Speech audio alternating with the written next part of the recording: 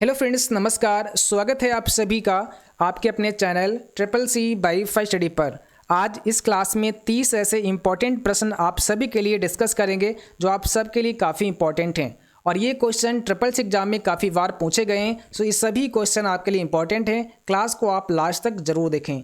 But इससे पहले आप सभी से एक छोटी सी रिक्वेस्ट रहेगी कि अगर अभी तक आपने हमारे चैनल को सब्सक्राइब नहीं किया है तो चैनल को जरूर सब्सक्राइब करें, साथ में बेल आइकन भी ऑन कर लें ताकि आगे आने वाले वीडियोज़ के नोटिफिकेशन भी आप सभी को मिलते रहें।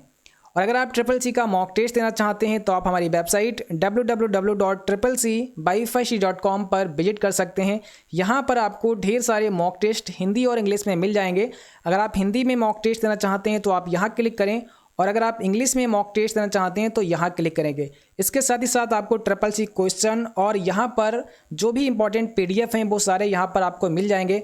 काफ़ी बच्चों की शिकायत रहती थी, सर पीडीएफ नहीं मिल पा रहे हैं, जो क्वेश्चन आंसर कराते हैं वो नहीं मिल पा रहे हैं। तो ये वेबसाइट सिर्फ आप सभी के लिए ही बनाई गई है। अब आप जब चाहें, जब आपका मन करे, जब आपको समय मिले, आप अपने मोबाइल पर वेबसाइट को लॉगिन करिए और यहाँ पर जो भी कंटेंट है, जो भी क्वेश्चन आंसर इंपॉर्टेंट हैं उनको आप यहाँ पर पढ़ सकते हैं। ठीक है, तो पूरा का पूरा वेबसाइट जो भी बना है वो सिर्फ आप सभी के लिए ही बनाया गया है और यहाँ पर जितने भी क्वेश्चन अभी तक अपलोड किए हैं सारे के सारे इंपॉर्टेंट हैं। जो भी मॉक टेस्ट यहाँ पर अपलोड किए गए हैं वो कहीं ना कहीं पिछले एग्जाम्स में पूछे गए हैं और आगे आने वाले समय में जो भी यहाँ पर कंटेंट मिलेगा, पीडीएफ से लेकर के, क्वेश्चन से लेकर के, मॉक टेस्ट से लेकर के, सभी के सभी वेरी इंपॉर्टेंट होंगे आप सभी के लिए।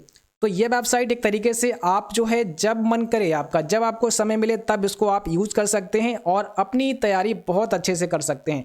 इसके साथ ही साथ अगर आपका कोई सुझाव है, कुछ भी आप सुझाव देना चाहते हैं, ठीक है, तो आप कमेंट जरूर करें। हम आपका सुझाव पर ज़रूर ध्यान देंगे और जो भी सुझाव आपका होगा उस पर काम करने की भी कोशिश करेंगे। ठीक है, तो चलिए अब शुरुआत करते हैं अपने क्लास की। उम्मीद करूंगा कि आप सभी साथी एक बार क्लास को ज़रूर शेयर करें, ठीक है, ताकि और भी स्टूडेंट्स और भी जो साथी ट्रिपल सी एग्जाम देना चाहते हैं वो इस क्लास में ज्वाइन हो सकें। और अगर आपको क्लास अच्छे लगते हैं उसको लाइक ज़रूर करें। तो चलिए शुरुआत करते हैं। सबसे पहला क्वेश्चन आपके स्क्रीन पर आ चुका है।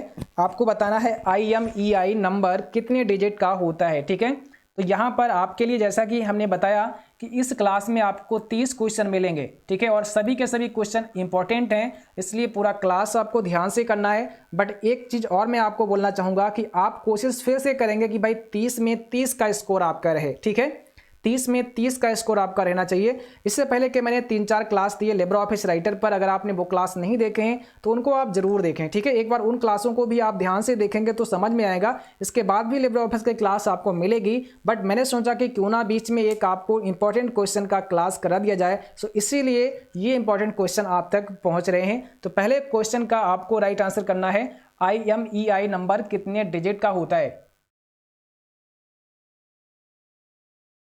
ध्यान आपको रखना है, ये 15 डिजिट का होता है। ठीक है, IMEI नंबर कितने डिजिट का होता है, 15 डिजिट का होता है। तो यहाँ पर आपका जो राइट आंसर बनेगा पहला ऑप्शन करेक्ट हो जाएगा। चलिए अब बात करते हैं क्वेश्चन नंबर सेकंड की। अब यहाँ पर आपसे क्या पूछा है, OTP यूज करते हैं। देखिए OTP यूज करते हैं ऑप्शन में है सुरक्षित लॉगिन के लिए, सुरक्षित पैसा ट्रांसफर करने के लिए, सुरक्षित ऑनलाइन लेन देन के लिए, या उपरोक्त में से सभी। तो क्वेश्चन नंबर सेकंड आपका जवाब क्या है।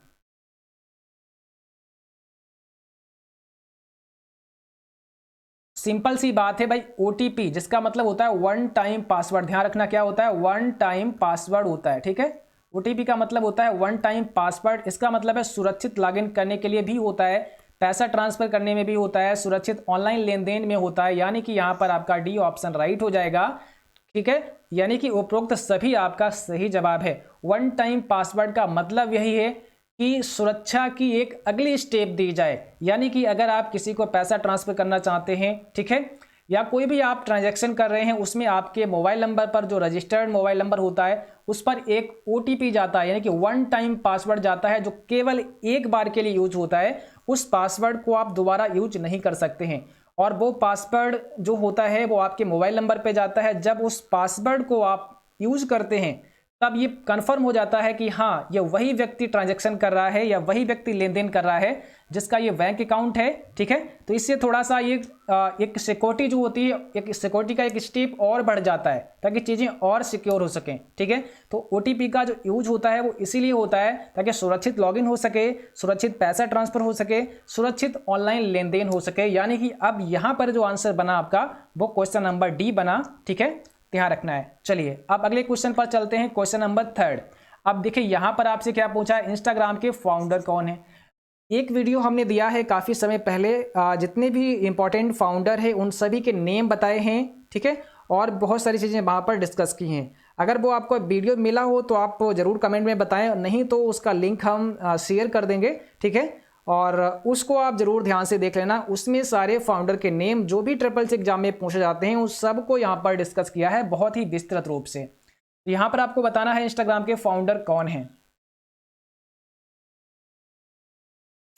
यहाँ पर आपका सही जवाब हो जाएगा ऑप्शन बी, केविन सिस्ट्रॉम। ध्यान रखना है, ऑप्शन नंबर क्या होगा, बी करेक्ट हो जाएगा। ठीक है, और अगला क्वेश्चन अब आपकी स्क्रीन पर ये रहा।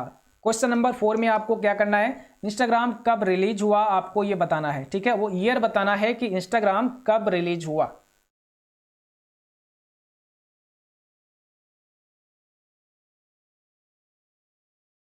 चलिए तो यहां पर आपको आंसर करना है क्वेश्चन नंबर 4 का, जिसका सही जवाब है ऑप्शन नंबर डी, 2010 में। ठीक है, ध्यान रखना है इंस्टाग्राम कब रिलीज हुआ, 2010 में रिलीज हुआ। ओके, तो ऑप्शन डी आपका राइट है। अब क्वेश्चन नंबर 5, यहां पर आपसे क्या पूछा है, ट्विटर का पुराना नाम क्या होगा। ये क्वेश्चन कई बार रिपीट हुआ है और अधिकांश कई क्लासों में हमने इसको डिस्कस भी किया है, इसलिए आप सभी को पता होगा। तो जल्दी से आपको जवाब करना है, यहाँ पे राइट आंसर क्या होगा, ट्विटर का जो ओरिजिनल नेम है या जो पुराना नाम है उसको क्या कहते हैं। शेयर भाई करो, सभी लोग एक बार शेयर कर दो अपने दोस्तों में, जितने भी बच्चे हैं सभी लोग शेयर कर दो एक बार। और वीडियो को अभी तक लाइक नहीं किया है तो सभी साथ एक बार लाइक जरूर कर देना। ठीक है, तो यहाँ पर आपका ऑप्शन बी हो जाएगा। ध्यान रखना है TWTTR, सिंपल सा आपको याद रखना है। ट्विटर का जब भी कभी चर्चा हो, ट्विटर का पुराना नाम क्या है, तो TWTTR आपको याद रखना है। यहाँ पर ऑप्शन नंबर बी आपका राइट आंसर हो जाएगा। ओके, अब अगला क्वेश्चन आपके स्क्रीन पर ये रहा। पूछा आपसे क्या है, गणना और तुलना के लिए कंप्यूटर के किस भाग का प्रयोग होता है। गणना करने के लिए और तुलना करने के लिए कंप्यूटर के किस पार्ट का यूज होता है, डिस्क यूनिट, मॉडेम, ALU या कंट्रोल यूनिट।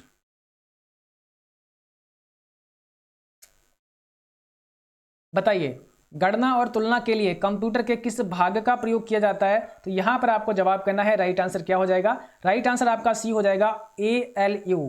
ALU का मतलब होता है अर्थमेटिक लॉजिक यूनिट, यानी कि आपका सी ऑप्शन करेक्ट हो जाएगा। गणना और तुलना करने के लिए अर्थमेटिक लॉजिक यूनिट का यूज होता है या प्रयोग किया जाता है, तो सी ऑप्शन यहाँ पे करेक्ट आंसर हो जाएगा। ठीक है, चलिए आगे बढ़ते हैं और क्वेश्चन नंबर 7 में आपसे क्या पूछा है, CPU और IO के बीच सिग्नलों के मूवमेंट को कौन नियंत्रित करता है। ठीक है, IO मतलब इनपुट आउटपुट। ठीक है, CPU और इनपुट आउटपुट मीन्स IO के बीच सिग्नलों के मूवमेंट को कौन नियंत्रित करता है, control unit, ALU, memory unit या फिर इसमें से कोई नहीं। तो सही जवाब करना है कमेंट बॉक्स में, क्या होगा आपका राइट आंसर।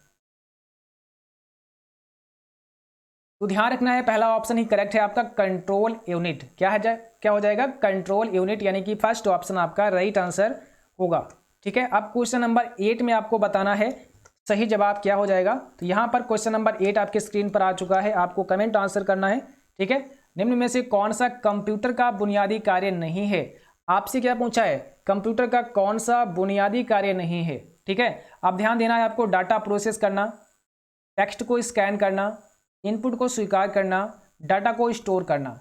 देखिए अब यहां पर आपको ढूंढना पड़ेगा कि कंप्यूटर का बुनियादी कार्य कौन सा नहीं है।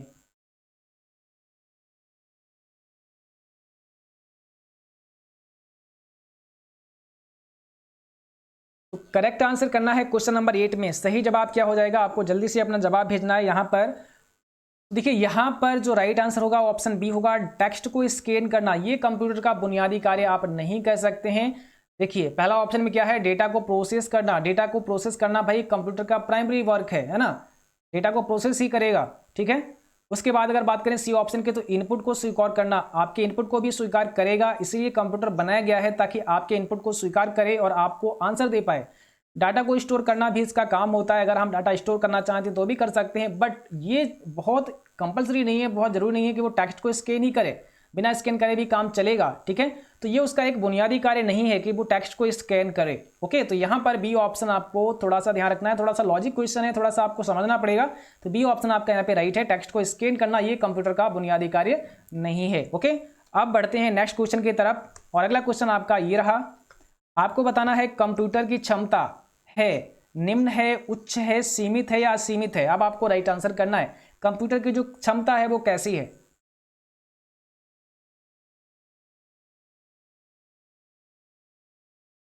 कंप्यूटर की जो क्षमता है वो कैसी है भाई, सीमित है यहाँ पर। ठीक है, ऑप्शन नंबर कैसा होगा, सी ऑप्शन करेक्ट हो जाएगा, सीमित। ऑप्शन सी आपका राइट आंसर है, कंप्यूटर की क्षमता कैसी है, सीमित है, ध्यान रखना है। अगला क्वेश्चन आपको बताना है कंप्यूटर को किस प्रकार की बुद्धि की संज्ञा दी गई है। किस प्रकार की बुद्धि की संज्ञा दी गई है कंप्यूटर को, मानव, कृत्रिम, शुद्ध या अन्य। कंप्यूटर को किस प्रकार की बुद्धि की संज्ञा दी गई है आपको ये बताना है क्वेश्चन नंबर 10 में। और राइट आंसर क्या होगा, मैंने जैसे पहले बोला कि गलत नहीं करना है, आपको करेक्ट आंसर देना है, समझना है थोड़ा सा, और उसके बाद अपना जवाब करना है। ठीक है, कभी भी किसी के जवाब को कॉपी नहीं करना है। किसी ने आंसर दिया बी तो आप भी बोलो बी, ठीक है, या किसी ने आंसर दिया सी तो आप भी बोलो सी, नहीं, हमेशा अपना खुद का आंसर दो, चाहे सबके सब क्यों ना गलत हो जाए, चाहे सबके सब क्यों ना गलत हो जाए, बट आंसर आपका होना चाहिए, कभी किसी को कॉपी नहीं करना है। जब आप ट्राई करेंगे तो निश्चित रूप से चीज़ें भी आपके समझ में आएंगी, आपका मन भी लगेगा और आप सीखेंगे जरूर, है ना। तो जब आप अपना माइंड यूज करेंगे तभी चीज़ों को आप अच्छे से समझ पाएंगे और सीख पाएंगे। तो हमेशा चाहे आप किसी भी मिशन में फेल हों या फिर पास हों, आप उस पर काम करना जरूरी है, और काम नहीं करेंगे तो फिर काम चलने वाला नहीं है। तो यहाँ पर आपको जवाब करना है क्वेश्चन नंबर 10 का, राइट आंसर यहाँ पर हो जाएगा बी। ठीक है, कंप्यूटर को किस प्रकार की बुद्धि की संज्ञा दी गई है, तो कृत्रिम बुद्धि की संज्ञा दी गई है, ध्यान रखना है, बी ऑप्शन यहाँ पर आपका होगा सही जवाब। ठीक है, चलिए क्वेश्चन नंबर 11 में आपको जवाब करना है, मनुष्य की स्मरण शक्ति कंप्यूटर की तुलना में होती है।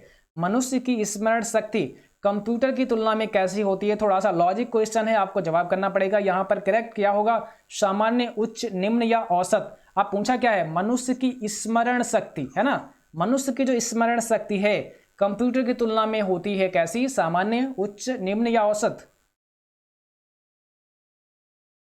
तो ध्यान रखना है, यहाँ पर ऑप्शन बी हो जाएगा भाई, उच्च होती है। ठीक है, क्या हो जाएगा, ऑप्शन नंबर बी आपका यहाँ पे करेक्ट आंसर हो जाएगा। चलिए क्वेश्चन नंबर 11 की तरफ बढ़ते हैं, और ये रहा आपका क्वेश्चन नंबर 11। आपको बताना है यहाँ पर सही जवाब क्या होगा, सॉरी 12। ठीक है, 12 का जवाब करना है आपको। ईडीपी क्या है बताइए, आपको आंसर करना है ईडीपी क्या है, electronic data power, electronic data personal, electronic data part, electronic data processing.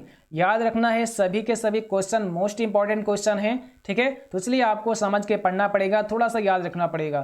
ठीक है, और इसके साथ ही साथ जो भी इंपॉर्टेंट क्वेश्चन हैं उनके जो क्वेश्चन आंसर हैं वो हमने अपनी वेबसाइट पर भी अपलोड कर दिए हैं। तो आप वेबसाइट पर जब विजिट करेंगे तो वहां पर आपको एक सेक्शन मिलेगा CCC क्वेश्चन का। ठीक है, तो आप CCC क्वेश्चन में जाकर के सारे क्वेश्चन आप पढ़ सकते हैं जो भी यहाँ पर होंगे। ठीक है, जैसे कि आप अगर यहाँ आएंगे तो ये CCC क्वेश्चन का जो फोल्डर आप देख रहे हैं, ठीक है, तो यहाँ पर आपको क्लिक करना है CCC क्वेश्चन का, या फिर आप यहाँ पे कर सकते हैं CCC MCQs फॉर एग्जाम। तो ये सारे क्वेश्चन आपको यहाँ पर मिल जाएंगे इंपॉर्टेंट। ठीक है, तो इनको आप पढ़ सकते हैं और धीरे धीरे यहाँ पे क्वेश्चन आप अपलोड हो जाएंगे। उसके बाद आप यहाँ पर साथ ही साथ आप PDF और ई नोट्स में जो भी क्वेश्चन हमने आपको प्रोवाइड कराए हैं उनको भी पढ़ सकते हैं। और सबसे इंपॉर्टेंट है कि CCC के जो मॉक टेस्ट हमने यहाँ पर दिए, हिंदी और इंग्लिश के सबसे मोस्ट इंपॉर्टेंट हैं, इनको आप जरूर करें। ठीक है, तो चलिए यहाँ पर आपको जवाब करना है, सही जवाब आपका क्या हो जाएगा।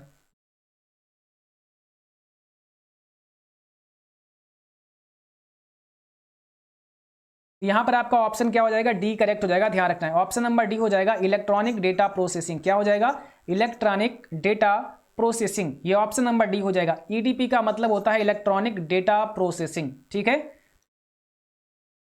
अब क्वेश्चन नंबर अगला आपको बताना है 13 में आपसे क्या पूछा है, कंप्यूटर में सूचना किसे कहते हैं। काफी अच्छा प्रश्न भी है और काफी सिंपल सा भी है। कंप्यूटर में जो सूचना होता है किसे कहते हैं, और आपसे मैं ये नहीं चाहूंगा कि कोई भी इसको गलत करे, सभी का जवाब करेक्ट आना चाहिए। इस बात को पहले से ध्यान रखना है, सभी का जवाब करेक्ट आना चाहिए। कंप्यूटर में सूचना किसे कहते हैं, ऑप्शन में दिया है डेटा को, संख्याओं को, एकत्रित डेटा को, या ये सभी। ठीक है, तो आप सभी से उम्मीद करेंगे कि करेक्ट आंसर आना चाहिए आप सभी का। चलिए क्वेश्चन नंबर 13 में क्या होगा आपका राइट आंसर। देखिए कंप्यूटर में जो सूचना होती है वो होती है एकत्रित डाटा। यहां पर सी ऑप्शन आपका करेक्ट आंसर हो जाएगा। एकत्रित डाटा को आप क्या कहते हैं, सूचना कहते हैं। ठीक है, तो जो प्रोसेस्ड डेटा होता है, आप ऐसे भी यहां पर ऑप्शन हो सकता है कि जो प्रोसेस्ड डेटा होता है जिस पर प्रोसेसिंग कंप्लीट हो गई होती है और अब कंप्यूटर ने आपको एक इन्फॉर्मेशन दिखा दी होती है कि हाँ भाई आपने जो भी मुझे वर्क दिया था, आपने जो भी अपने कंप्यूटर को काम दिया था, उसने आपके काम को बहुत आराम से कर दिया और करने के बाद आपको दिया रिजल्ट। तो वो रिजल्ट ही आपका क्या होगा, एकत्रित डेटा भी उसको बोल सकते हैं, या उसको हम क्या कहते हैं, इंफॉर्मेशन कहते हैं, यानी कि सूचना कहते हैं। जो कंप्यूटर में सूचना होती है वो आपकी प्रोसेस्ड डेटा होता है, वो आपका ऐसा डेटा होता है जो प्रोसेस होने के बाद आपको मिलता है, जिसको हम एकत्रित डेटा भी कहते हैं। और यही होता है कि हमें थोड़ा सा क्वेश्चन की लैंग्वेज भी समझनी पड़ती है। जैसे यहां पर अगर प्रोसेस्ड डेटा होता तब भी ठीक कर देते, एकत्रित डेटा मतलब एकत्रित डेटा, समझ सकते हैं आप ना, एकत्रित डेटा क्या हो सकता है। ठीक है, तो वो आपका राइट आंसर होगा। थोड़ा सा आपको लॉजिक भी लगाना पड़ेगा, है ना, क्योंकि थोड़ा सा क्वेश्चन घुमा फिरा के पूछ सकते हैं और उसको मीनिंग अगर आपके समझ में आया क्वेश्चन का तो फिर आप उसका आंसर बहुत अच्छे से दे पाएंगे। चलिए अब अगला क्वेश्चन आपके सामने ये रहा 14, और यहां पर आपसे क्या पूछा है, कंप्यूटर में जाने वाले डेटा को क्या कहते हैं। ये भी काफी अच्छा प्रश्न है। कंप्यूटर में जाने वाले डेटा को, अब जाने वाले का मतलब जो डेटा आप इनपुट करते हैं उसको क्या कहते हैं, एल्गोरिथम, इनपुट आउटपुट या कैलकुलेशंस।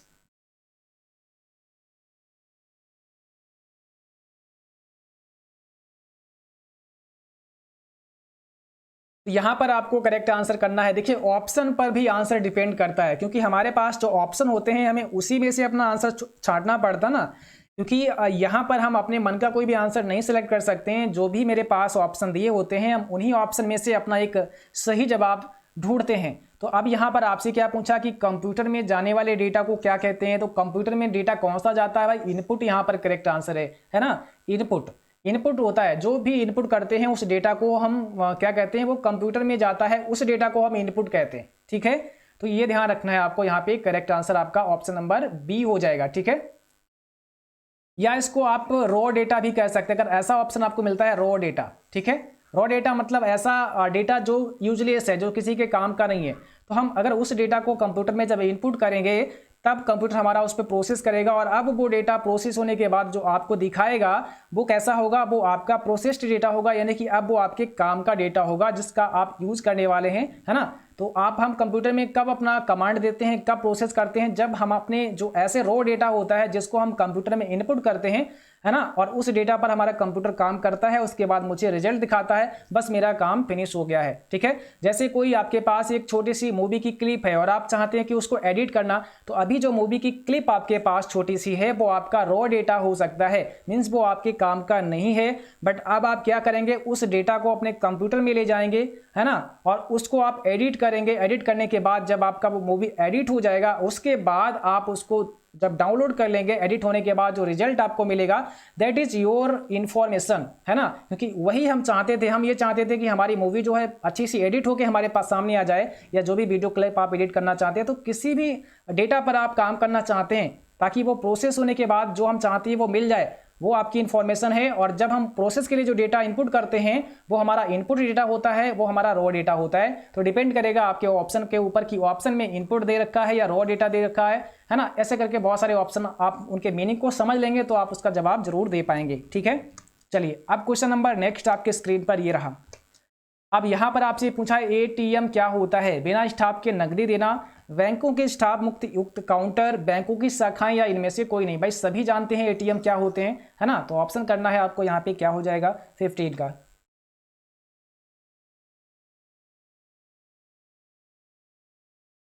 तो सिंपल सी बात है भाई, एटीएम क्या होते हैं, बिना स्टाफ के नकदी देना, है ना। बिना स्टाफ के अगर हमें नकदी मिल जाती है उसको ही हम एटीएम कहते हैं। ठीक है, ऑटोमेटिक टेलर मशीन होता है इसका फुल फॉर्म, इसे भी आप ध्यान रखना है। तो पहला ही ऑप्शन यहाँ पे आपका राइट आंसर हो जाएगा।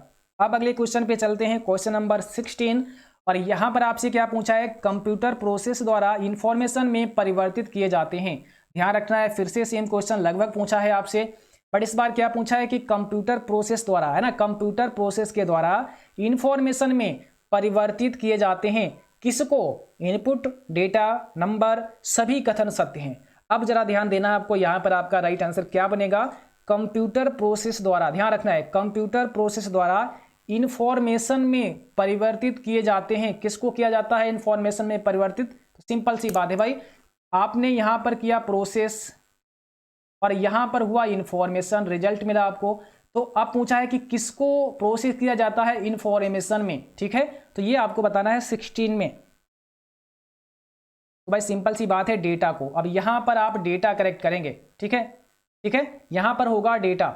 डेटा को आप क्या करते हैं? प्रोसेस करते हैं इंफॉर्मेशन के लिए, ध्यान रखना है। तो बी ऑप्शन आपका यहां पर करेक्ट आंसर हो जाएगा क्वेश्चन नंबर 16 का। डेटा को प्रोसेस करते हैं इंफॉर्मेशन के लिए, ठीक है, तो ध्यान ये रखना है आपको, बी ऑप्शन आपको करेक्ट हो जाएगा। और अगर आप इंफॉर्मेशन को सही से समझने की कोशिश करेंगे तो ये होता है प्रोसेस्ड डेटा। कैसा होता है? प्रोसेस्ड डेटा होता है। जो प्रोसेस के बाद डेटा होता है वो होता है आपका इंफॉर्मेशन, बट यहाँ पर डेटा जो होगा एक सिंपल सा डेटा होगा, ठीक है, उसको हम प्रोसेस करते हैं इंफॉर्मेशन के लिए। तो बी ऑप्शन यहाँ पर आपका राइट आंसर हो जाएगा। क्वेश्चन नंबर 17 आपको बताना है सेल पॉइंटर को अगली सीट पर ले जाने के लिए कौन सी शॉर्टकट की है? सेल पॉइंटर को अगली सीट पर ले जाने के लिए, आप पहले क्वेश्चन को समझ रहे हैं ध्यान से, पूछा क्या है? सेल पॉइंटर को, जैसे कि आपने एक्सेल या कैल्क में कोई भी यहाँ पर आपने एक ओपन कर रखा है एक वर्कशीट को, और जहां पर कुछ सीटें आपको मिलती हैं, है ना। अगर एक्सेल की बात करें तो बाय डिफॉल्ट 3 सीटें आपको मिलती हैं, 1, 2 और 3। एक्सेल में 3 सीटें बाय डिफॉल्ट ओपन होती हैं, बट कैल्क की अगर बात करें तो केवल 1 सीट ही बाय डिफॉल्ट मिलती है, केवल 1 सीट बाय डिफॉल्ट मिलती है। और आपने अगर सीट को ऐड कर रखा है, दूसरी सीट भी यहाँ पे ऐड कर रखी है, तो अब आपसे ये पूछा जा रहा है कि अगर आप सेल पॉइंटर को अगली सीट पर ले जाना चाहते हैं तब क्या शॉर्टकट की आप यूज करेंगे? ये रहा आपका सेल पॉइंटर, यानी कि ये सेलेक्टेड सेल है, ठीक है। और अब हम इसको नेक्स्ट सीट पर ले जाना चाहते हैं, तो सीट नंबर 2 है, तो क्या होगा उसका शॉर्टकट की? तो भाई सिंपल सी बात है, याद रखना आपको, कंट्रोल प्लस पेज डाउन। जब भी आप करेंगे कंट्रोल के साथ में पेज डाउन, तो आपका जो सेल पॉइंटर होगा, जो आपका सेलेक्ट सेल होगा, ठीक है, वो पॉइंटर आपका अगली सीट पर मूव कर जाएगा, ठीक है। तो नेक्स्ट सीट पर मूव कराने के लिए, अगर हम सेल पॉइंटर को नेक्स्ट सीट पर मूव कराना चाहते हैं, तब आपको क्या यूज करना पड़ेगा? कंट्रोल के साथ में पेज डाउन यूज करना पड़ेगा। सो ऑप्शन नंबर सी आपका यहाँ पे करेक्ट जवाब हो जाएगा, याद रखना है आपको। और अगला क्वेश्चन अब आपसे क्या पूछा है, ध्यान रखना है। देखिए यहाँ पर आपसे पूछा है किसी भी डोमेन नेम के अंतिम 2 अक्षर उसके ऑर्गेनाइजेशन को दर्शाते हैं। अब आपको यस या नो में जवाब करना है, यानी कि ट्रू एंड फॉल्स में आपको जवाब करना है। किसी भी डोमेन नेम के अंतिम 2 अक्षर उसके ऑर्गेनाइजेशन को दर्शाते हैं, तो राइट आंसर यहाँ पर क्या होगा, ठीक है।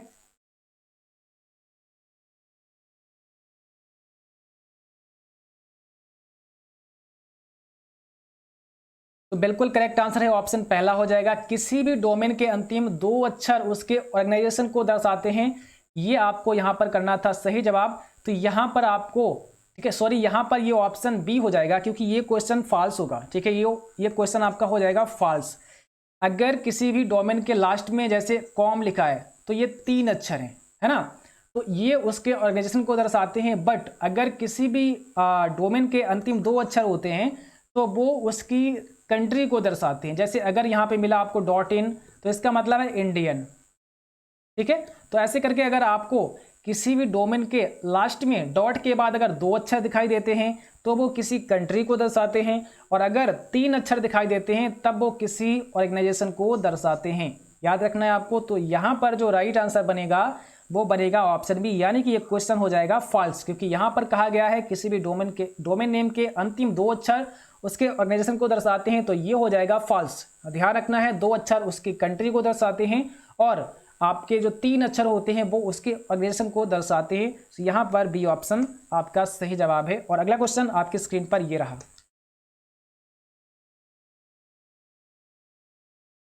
MS-DOS एक कमांड लाइन इंटरफेस है, सही जवाब करना है, क्या हो जाएगा? MS-DOS एक कमांड लाइन इंटरफेस है, और MS-DOS का पूरा नाम भी आपको करना है। कमेंट बॉक्स में क्या हो जाएगा? तो इसका तो सही जवाब ऑप्शन ए करेक्ट है, बिल्कुल करेक्ट है। MS-DOS का फुल फॉर्म आपको बताना है, सही जवाब यहाँ पर आपका क्या होगा?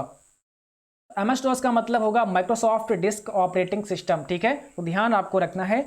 अब अगला क्वेश्चन ये रहा आपकी स्क्रीन पर 20, और यहाँ पर आपसे क्या पूछा है? लाइट पेन एक फोटो सेंसिटिव डिवाइस है। अब बताइए ट्रू एंड फॉल्स में जवाब करना है। क्या लाइट पेन एक फोटो सेंसिटिव डिवाइस है? 20 में आपका सही जवाब क्या होगा?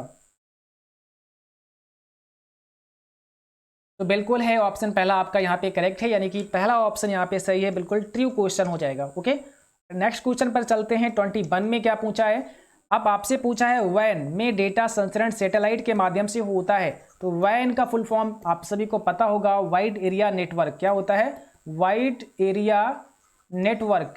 और यहाँ पर क्या पूछा है? वाइड एरिया नेटवर्क, यानी कि वैन में डेटा संचरण सैटेलाइट के माध्यम से होता है। तो क्या हो जाएगा? पहला ऑप्शन आपका राइट है, बिल्कुल होता है, यानी कि ये क्वेश्चन आपका ट्रू हो जाएगा। ओके, और अब 22 में आपको बताना है सही जवाब क्या होगा। तो यहाँ पर आपसे क्या पूछा है? इंटरनेट एक्सप्लोरर भी एक वर्ड प्रोसेसर सॉफ्टवेयर है। आपका जवाब क्या होगा भाई? ट्रू होगा कि फॉल्स होगा? ठीक है, जैसा कि हमने कहा 30 में 30 का स्कोर होना चाहिए। तो आप लोग मुझे क्लास के लास्ट में अपना स्कोर जरूर शेयर करें कि हाँ आपने कितना स्कोर किया है। आप कमेंट बॉक्स में अपना स्कोर बता सकते हैं कि सर हमने इतने आज क्वेश्चन बिल्कुल करेक्ट आंसर दिए हैं। ठीक है, तो इंटरनेट एक्सप्लोरर भी एक वर्ड प्रोसेसर सॉफ्टवेयर है। अब आपको जवाब करना है कमेंट बॉक्स में, यहाँ पर क्या होगा?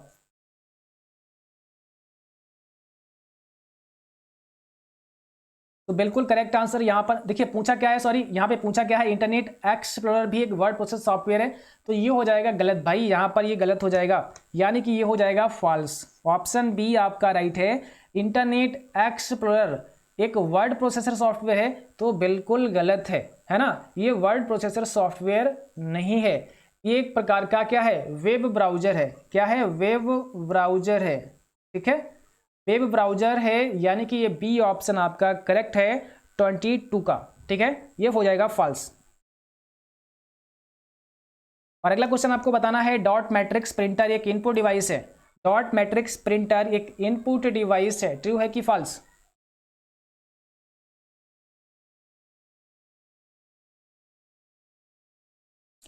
तो ये क्वेश्चन हो जाएगा ट्रू, बिल्कुल करेक्ट है, ऑप्शन पहला आपका यहाँ पे सही जवाब है। और अगले क्वेश्चन पे चलते हैं। 24 में आपसे क्या पूछा है? सिंगल यूजर ऑपरेटिंग सिस्टम में एक ही यूजर कार्य कर सकता है, ट्रू है कि फॉल्स?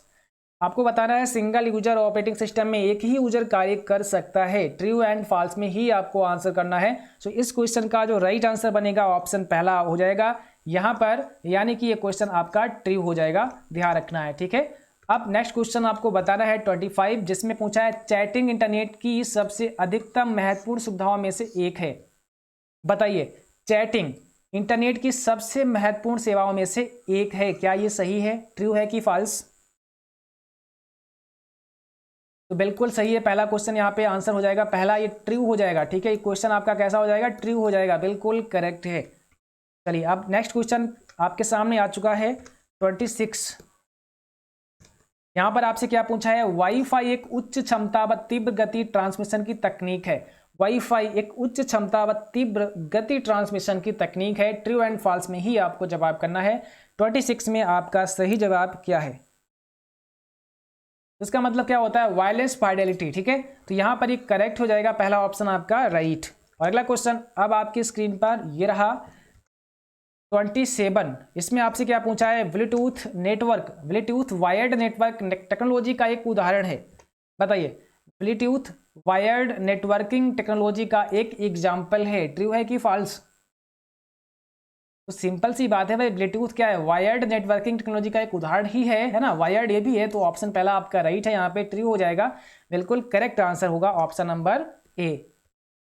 28 में आपको बता रहा है कंप्यूटर के द्वारा कठिन गणितीय गणनाएं नहीं की जा सकती हैं, ट्रू है कि फॉल्स?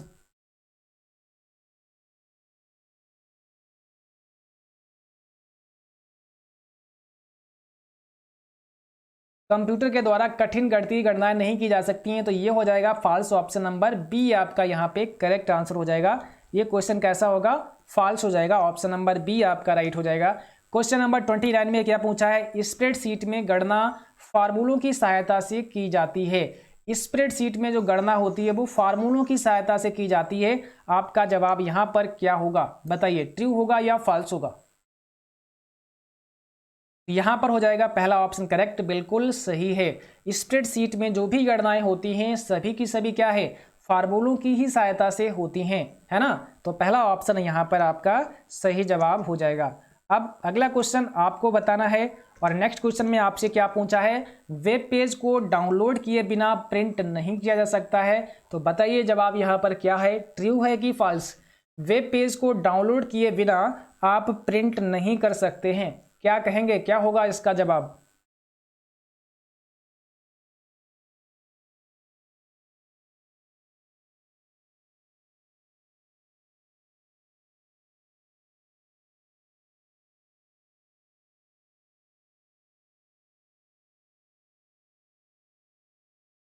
तो यहाँ पर आपका ऑप्शन नंबर बी हो जाएगा, एक क्वेश्चन आपका फॉल्स हो जाएगा। यहाँ पर बी ऑप्शन आपका करेक्ट है, ठीक है, ध्यान रखना है। तो आज की क्लास बस यहीं तक। उम्मीद करता हूँ क्लास सभी को पसंद आई होगी। क्लास पसंद आई उसे लाइक करें, शेयर करें, और जो भी साथी चैनल पर नए हैं आप लोग चैनल को जरूर सब्सक्राइब करें, साथ में बेल आइकन भी ऑन कर लें, ठीक है। और अगर आप CCC के लिए मॉक टेस्ट देना चाहते हैं तो आप हमारी वेबसाइट www.CCC-byfyc.com पर अवश्य विजिट करें। वहां पर आपको ढेर सारे मॉक टेस्ट हिंदी और इंग्लिश में मिल जाएंगे। साथ ही साथ आपको वहां पर CCC के लिए important question answer, previous question और PDF ये सभी के सभी वहां पर अवेलेबल हैं। तो जल्दी से जाइए, आप विजिट करिए www.CCC-byfyc.com। और अगर अभी तक आपने इस वीडियो को लाइक नहीं किया है तो प्लीज़ सभी साथी लाइक जरूर करें। वीडियो कैसा लगा कमेंट में बताएं, अगर क्वेश्चन आपको अच्छे लगे हों, ठीक है, तो अपने दोस्तों में भी शेयर करें ताकि उनको भी काफ़ी ज़्यादा फायदा हो सके अपने CCC एग्जाम को पास करने में। Thanks for watching, thank you, good night to all.